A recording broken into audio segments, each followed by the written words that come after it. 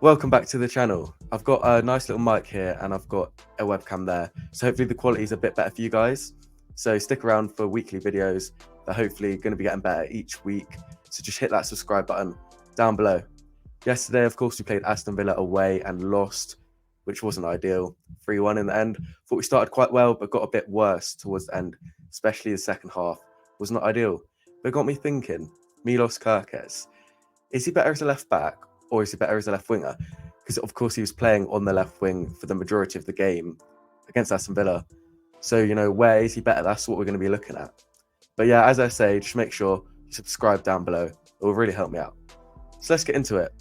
I'm going to start with Manchester United, which was actually the match before Aston Villa, because after the 39th minute, when Sinistero went off injured and we brought on Lloyd Kelly, Kerkez moved to that left wing slot. And I thought he had a really good game.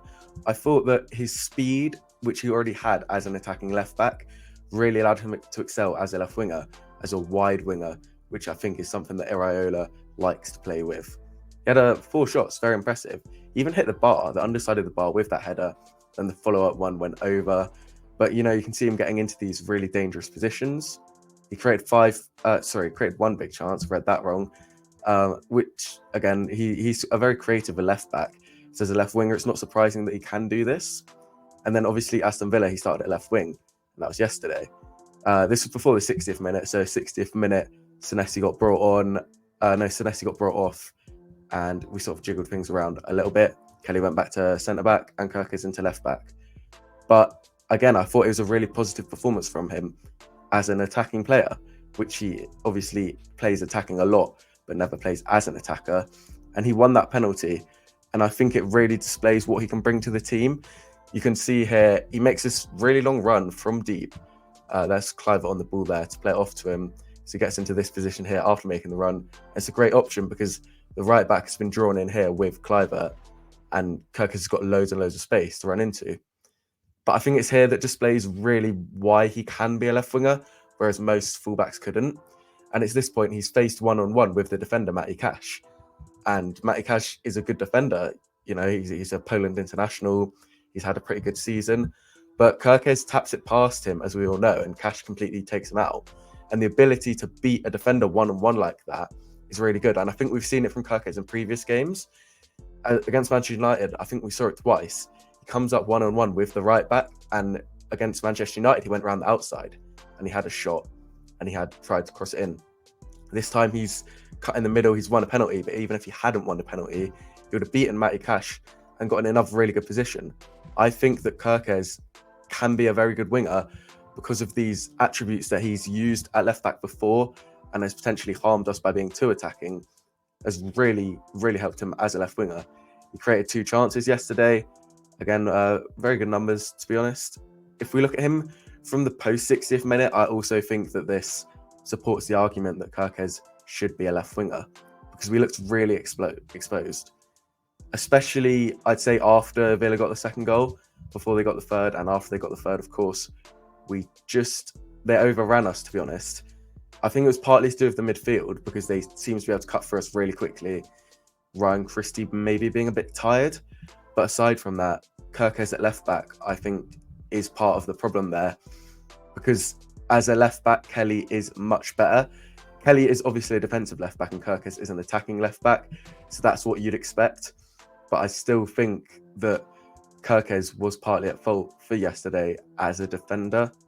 And, I'm not blaming him because Aston Villa are a very good attacking side and Leon Bailey on the right wing is a very good player. But this is what needs to be talked about, whether he's better as a left winger. I actually think Kerkez would be very good as a left wing back or a left midfielder in, like a 3-back system. But I don't see us moving to that in the future. So we've got to talk about him being a left winger. Kelly, I was just talking about, is a better left back. And I think you can see this from this great pass from deep on a Solanke one-on-one. So we move it along here, and that is Kelly there on the ball, obviously. He does this all the time. Like, all you Bournemouth fans watching this, no one will be surprised because Kelly loves to launch a ball with his left foot. And as a left back, that can really benefit you. And a lot of the time it doesn't come off, and I do get quite frustrated. But here it does come off. And you look at that run that Solanke's making, and you look at the opportunity for this pass through the channel between the right back and the right centre back. And if we move it along, Solanke does make a great run here and latches onto it quite far ahead of the defender. He comes to this excellent position. Like, this is a great goal scoring position. This is what a striker should be scoring. Unfortunately, Solanke doesn't. The defender there actually did really well. Yeah, that's Ezri Konsa, who comes across and prevents Solanke from actually getting a shot off. But regardless, what I'm talking about here is not Solanke. I'm talking about Kelly, who can make amazing passes from deep. And that's what you want in a left back, which Kerkez can't pull off. Let's talk about Kerkez this season as a whole, because he's just signed for us in the summer. I think it was 20 million, quite a lot of money actually, but I think it is worth it. I think this guy is very exciting, and attackingly this season he has been very good. But I do think defensively he's a bit rash. He loves to jump in for a slide tackle, which I do like. I like a player like that, but it can cost us. So perhaps that supports the argument that Kerkez should be moving into a more advanced position. He is a very attacking fullback, and I think we can see this from his time at AZ Alkmaar, the Dutch side that we obviously bought him from. I watched a few compilations of him, clips of him, and he loves this. He loved this inverted run from left back. So obviously coming from out wide, coming into the middle, and really driving with the ball, halfway up the pitch. I don't think we've seen this from Iraola, and I don't think we see this from any of our fullbacks or even our wingers. I think Iraola loves to give it out wide and beat the man and get the cross in like that. So maybe that's just a systematic thing, but he does have this potential to cut inside as a left back, as we've seen at AZ Alkmaar, and as we have seen as him as a winger. Could really be good. Statistically, 5 goals, 4 assists for Alkmaar last season. So very good stuff. And generally, I think this will make him a good winger. Everything I've just talked about supports the fact that Kerkez would be a good winger. So we're looking at time at Alkmaar, we're looking at time at Bournemouth, and the last 2 games in particular where he has played as winger, along with his time as a left back where he just suits the mould to make that transition. We've seen it with famous players before. Gareth Bale, he was a left back and he moved into the left wing. I can't think of any more, but there's definitely a lot more who love to make that transition. But of course there's a but. There's lots of problems with this. Firstly, we have too many wingers. Like, we don't need Kerkez to be a winger, which is, I think, will be what stops him from moving into that position. So you've got Sinisterra, Semenyo, Tavernier, then you've got someone like Fabra who might want to go out wide. I'm definitely forgetting one, but that's already lots of good quality players. And if someone's going to be left on the bench, it would be Kerkez, because he isn't a natural winger. But he's been playing winger the last 2 games because we have so many injuries. But again, too many wingers. The other problem is it only really works if Kelly leaves. That's wrong. It only really works if Kelly stays. Because if Kelly leaves in the summer, then Kerkez is our only left back. And if he's moving to a winger, then we'd obviously need to buy 2 left backs.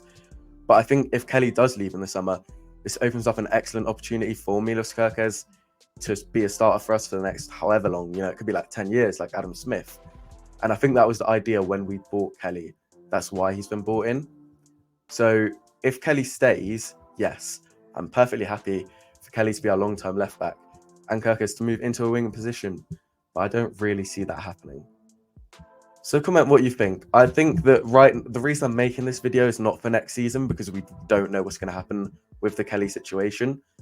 But we've got 5 games left, all in the Premier League, of course.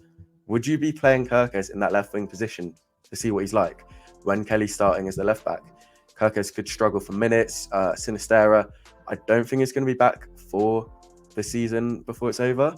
So it's definitely potential for Kerkez to get a lot of minutes on the wing. So comment below, what do you think? Would you start him for the last 5 on the wing, or would you just hold off it?